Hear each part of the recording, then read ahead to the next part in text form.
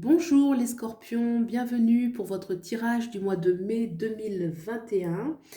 Alors j'ai fait pour ce mois de mai une croix plus, un tirage en croix plus. Donc les trois cartes au centre vont parler de vos ressentis, vos pensées, vos désirs, vos rêves, vos forces, vos doutes aussi. La carte à gauche va nous parler de votre passé que vous avez eu avec les autres, avec les événements, pour mieux comprendre d'où vous venez et qui peut expliquer là où vous en êtes aujourd'hui. La carte de droite va nous parler de votre futur, de ce vers quoi aller. La carte au-dessus va, elle, nous parler de la situation sociale, des événements professionnels. La carte en dessous va parler de la famille, enfin le foyer très proche, hein, mari, femme, enfant, le domaine sentimental. Donc il y en a deux qui sont sortis, donc du coup il y en a deux. Et puis ici, donc c'est une carte bonus qui va nous apporter un éclairage supplémentaire sur le tirage, une information à avoir. Voilà, on verra ce que ça nous dit. Donc c'est parti pour vos énergies. Alors, on a une arcane majeure qui est la grande prêtresse. C'est ça, hein, the oldest one. Non, c'est pas la grande prêtresse. Et pourtant, j'ai une énergie féminine, mais non, c'est pas ça. Autant pour moi, c'est le pape. Le pape, mais je ne sais pas pourquoi, j'ai l'énergie. Oui, c'est peut-être le côté tellurique, le côté terre, terre nourricière, la mer, la terre, mais non, pas du tout. Ça va plus nous parler un peu des racines traditionnelles, culturelles, mais quelque chose à ancrer dans la terre. Donc oui, il y a quand même une énergie féminine, la nature, la force qui se dégage un petit peu de cette carte. En effet, on est là en train de réfléchir. On a Child of Challenge, ça va être l'équivalent dans le tarot traditionnel du prince d'épée. Donc là, on est dans un moment de réflexion où on cherche des solutions nouvelles à des problèmes. On prend le temps de réfléchir. Vous voyez, alors là, on voit que cet enfant est perdu dans la forêt et au lieu de paniquer, il va s'adosser contre un arbre et prendre le temps tout simplement de s'interroger pour trouver la solution, avoir la tête sur les épaules, ne pas céder à la panique, pour voir clair sur la situation. Donc là, effectivement, peut-être que ce personnage-là cherche quelque chose qui va davantage l'ancrer, davantage le nourrir, hein, vraiment. C'est vrai que c'est le pape, hein, donc l'énergie du pape, ce sont des énergies qui invitent vraiment à aller voir dans sa spiritualité, dans ses profondeurs, dans sa façon de fonctionner. L'énergie de la terre aussi qui ressort beaucoup avec cette carte, donc quelque chose à ancrer, la façon dont le corps aussi, hein, tout ce qui est vraiment terre, donc il y a le corps, il y a le côté matériel de la vie qui peut aussi nous préoccuper, tous ces aspects-là, et on va rechercher quelque chose qui va être ancré dans la durée. C'est-à-dire que là, on réfléchit à des solutions pour ancrer certaines choses et sur la durée. Vraiment, ce sont des réflexions qui ne sont pas passagères. Ça peut être pour des nouveaux départs, des nouvelles façons de fonctionner vis-à-vis de ses biens matériels, par rapport à ses croyances, par rapport à son corps, par rapport à son hygiène de vie, par rapport à sa santé. On voit qu'il y a des réflexions très profondes, à la fois très profondes, mais aussi qui sont comme une sorte d'enracinement pour soi. Vous voyez, par exemple, si on prend soin de sa santé, bah, c'est quelque chose de profond. Comment est-ce que je dois transformer en profondeur cette chose-là? Il y a une notion vraiment, même si effectivement, c'est le pape qui ressort, donc effectivement, c'est les traditions, c'est les racines, mais il y a vraiment l'énergie de la terre, hein, vraiment quelque chose qui va s'ancrer, où on réfléchit en profondeur sur les orientations de sa vie, comment est-ce qu'on va manifester un peu son ancrage dans la vie, hein. Il y a un petit peu une notion qui est comme ça.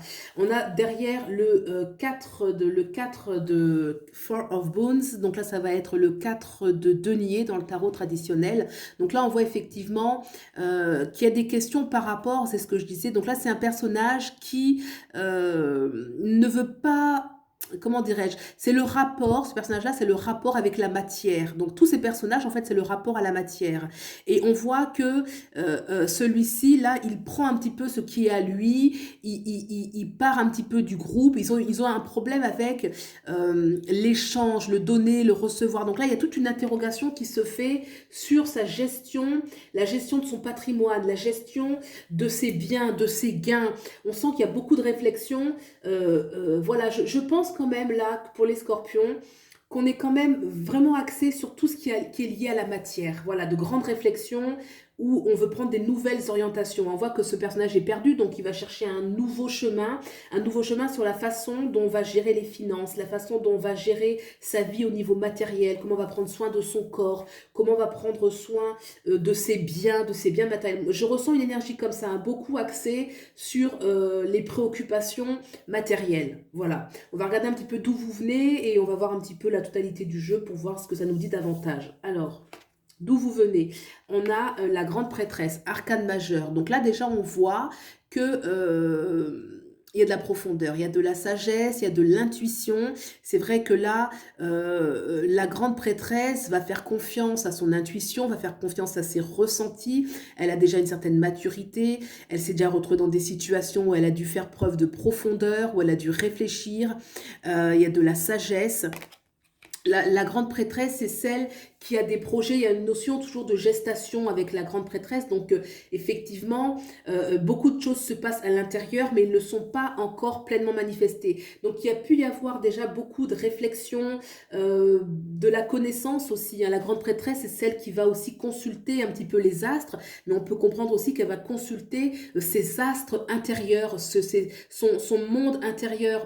Qu'est-ce qu'elle ressent, qu'est-ce qu'elle veut. Donc, il y a déjà eu des réflexions, mais là, on n'est plus sur une énergie de qu'est-ce qu'on va concrétiser. Vous voyez, là, je pense qu'il y a eu beaucoup de réflexions au niveau la grande prêtresse. Moi, je verrais plus au niveau émotionnel, au niveau intuitif, au niveau intérieur. Et là, dans l'énergie un petit peu actuelle, je vois plus des préoccupations sur la matière, ce qu'on peut directement toucher. Donc, son argent, ses biens, son corps, sa santé, vraiment des choses qui sont beaucoup plus concrètes. Très bien, on va regarder ce vers quoi aller.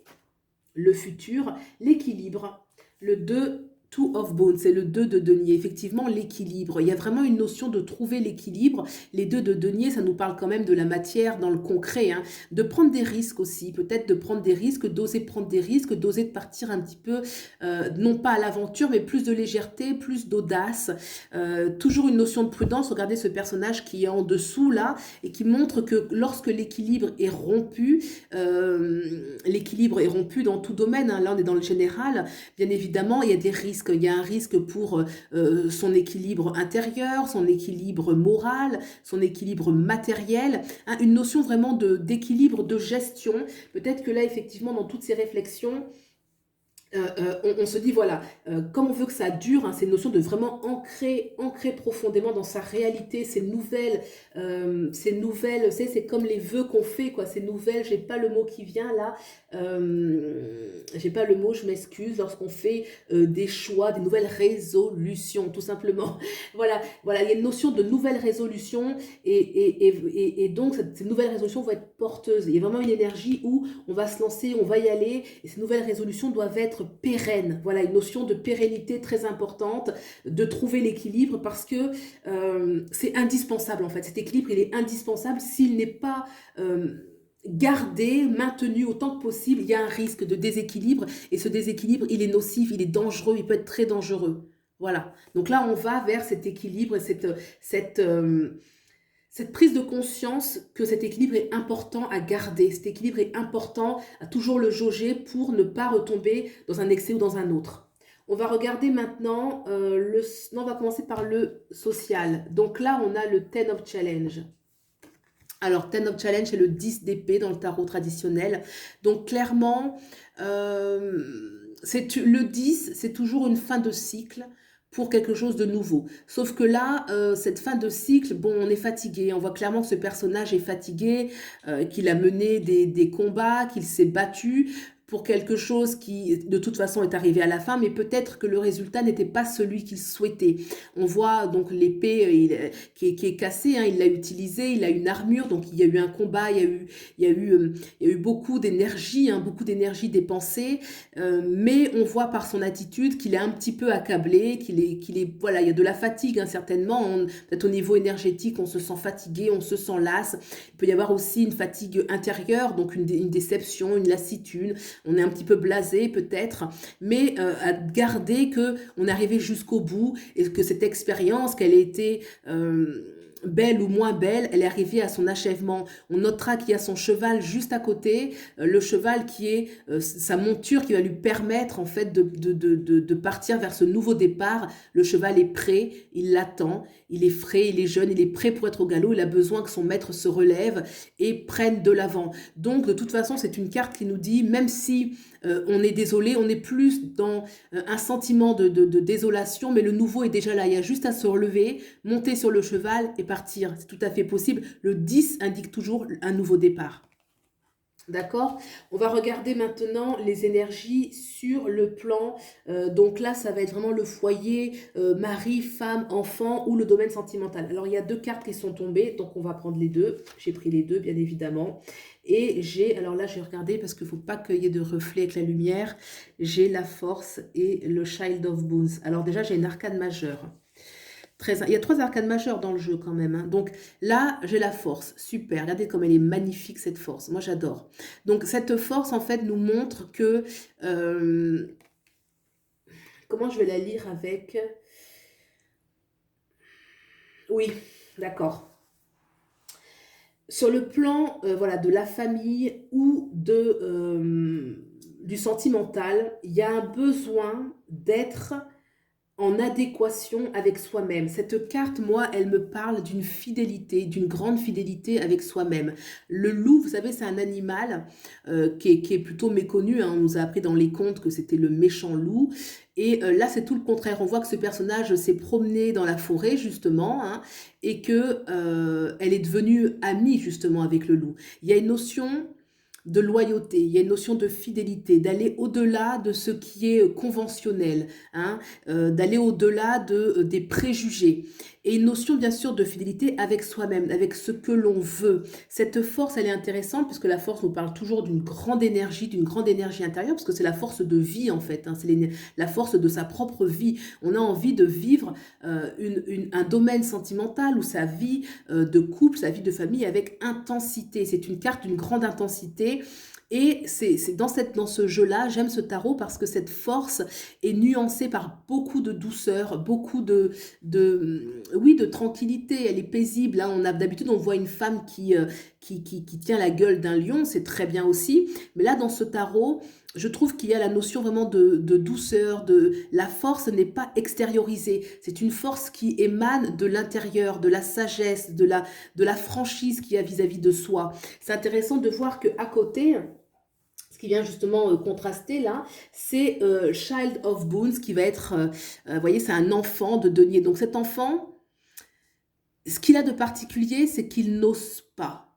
Voilà, moi ce que je ressens dans cette énergie, c'est ce que j'ai ressenti au début, il n'ose pas. Vous voyez, il est perdu dans la forêt, hein, parce que là on est dans la forêt enchantée avec ce tarot, et il a faim, hein, manifestement, il a tourné en rond, il a faim, il voit une maison qui est faite de bonbons, hein, qui est décorée de bonbons, donc voilà, tout ce dont rêve un enfant, j'ai envie de dire, et il n'ose pas, c'est comme si il n'osait pas toucher, c'est peut-être trop beau pour lui, ou alors est-ce que j'ai l'autorisation ou pas, une notion peut-être qu'on n'ose pas. On n'ose pas aller dans ses profondeurs, on n'ose pas aller au-delà un petit peu de ce qui est autorisé. Et pourtant, la force, c'est vrai que c'est une carte qui dégage une grande individualité. Vous voyez, c'est une carte qui est assez personnelle. C'est sa propre force intérieure. C'est vraiment qu'est-ce qu'on l'on veut vraiment. C'est pas une carte égoïste, mais c'est pas une carte altruiste non plus, la force. C'est quand même c'est quand même qu'est-ce que moi je veux, qu'est-ce que je suis. Il y a une intensité, mais déjà de soi à soi. On a envie d'être dans l'intensité, on a envie de vibrer, quoi. Peu importe un petit peu le regard des autres, c'est un besoin profond en fait. C'est l'authenticité vis-à-vis de soi-même. Et là, c'est vrai qu'avec l'enfant, l'enfant qui hésite, ici, il y a quelque chose où on ne se donne pas l'autorisation, on hésite, on a peut-être peur, on a... Donc voilà, je ne sais pas comment pour vous ça peut faire écho par rapport à ce que vous vivez dans votre vie de couple, dans votre domaine sentimental, mais il y a quelque chose où on a envie de plus d'intensité et on n'ose pas. La force, c'est aussi... il y a l'énergie sexuelle aussi dans la force, hein. C'est vraiment la force animale, oui, on peut dire ça comme ça, la force instinctive, la force de vie tout simplement, la force de vie et on ne s'autorise pas, enfin après, ou alors on hésite, ou alors on le mentalise et alors que cette force, c'est vrai que c'est une force brute en fait, hein, c'est la force de vie, c'est notre force, notre première impulsion de vie, nos désirs, c'est l'essence de nos désirs en fait cette carte, c'est l'essence de nos désirs. Donc voilà, avoir un petit peu cette dualité, comment ça joue pour vous, cette dualité dans ce domaine et effectivement je pense une invitation quand même à oser et à vivre ce que l'on est, puisque c'est ce qui va nourrir, c'est ce qui va nourrir, et c'est sage, hein, c'est une force quand même qui est sage. Elle dégage quand même beaucoup de sagesse. Elle a vécu, elle se connaît, elle s'est compris. Donc voilà, quoi. Je pense que ça peut être juste de s'écouter, écouter ses ressentis, écouter ses besoins. Voilà, on va regarder cette carte bonus. Qu'est-ce qu'elle a à nous dire? On a le magicien arcane majeur. Arcane majeur. Le magicien, ça veut dire qu'on a l'énergie pour créer. On a l'énergie. C'est vrai que c'est quand même...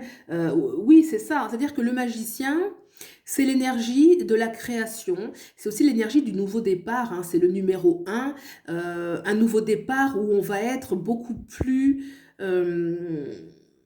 comment j'ai envie de dire, un petit peu le maître, le chef d'orchestre, voilà, le chef d'orchestre, le maître à l'œuvre. On prend la direction qu'on a envie, riche de toute sa connaissance, riche de toute sa sagesse, mais on va agir dans sa réalité. On va agir dans sa réalité parce que c'est juste, parce que c'est ce qu'il a à faire. Le magicien, c'est l'énergie du bélier, c'est l'énergie de celui qui fonce, celui qui ose. Et c'est vrai que là, vous avez des énergies, quand même, le scorpion, qui invite à changer des choses. Ces grandes remises en question, vous voyez, parce qu'on a quand même dans le cœur de la lecture cet enfant ici qui est en train de réfléchir. Je le disais, il y a quelque chose qui s'enracine dans le temps, dans la durée. Et c'est vrai qu'avec le magicien qui est le 1, qui est l'initialisateur un petit peu, le nouveau départ, toute la dynamique du nouveau départ, il y a vraiment cette notion où voilà, on s'embarque vers quelque chose de nouveau, on a l'énergie pour prendre de l'avant et ça va s'enraciner, ça va vraiment s'enraciner dans le temps et ça va nous enraciner aussi. Vous voyez, ça va non seulement durer dans le temps, mais ça va aussi nous enraciner, ça va nous ancrer, hein. Il y a des choses qui vont être davantage ancrées. Ce sont des cartes qui parlent beaucoup d'ancrage. Cet arbre, bien évidemment, a les racines super puissantes, beaucoup d'ancrage, une notion vraiment d'ancrer les choses. La grande prêtresse la grande prêtresse là, qui montre qu'il y a déjà une sagesse, qu'il y a déjà quelque chose qui est ancré, mais qui est plus intérieur, hein. Et le mage, ancrer les choses, mais dans la matière aussi et dans l'action. Moi, je trouve que c'est bien. On a l'énergie terre ici, on a l'énergie feu ici, on a l'énergie air, et là, on a l'énergie feu encore. Donc, je trouve que c'est un jeu qui est équilibré.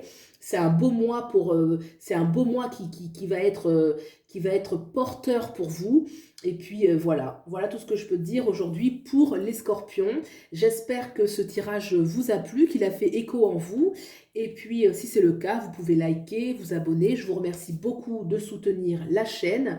Et puis je vous souhaite le meilleur et je vous dis à bientôt. Au revoir.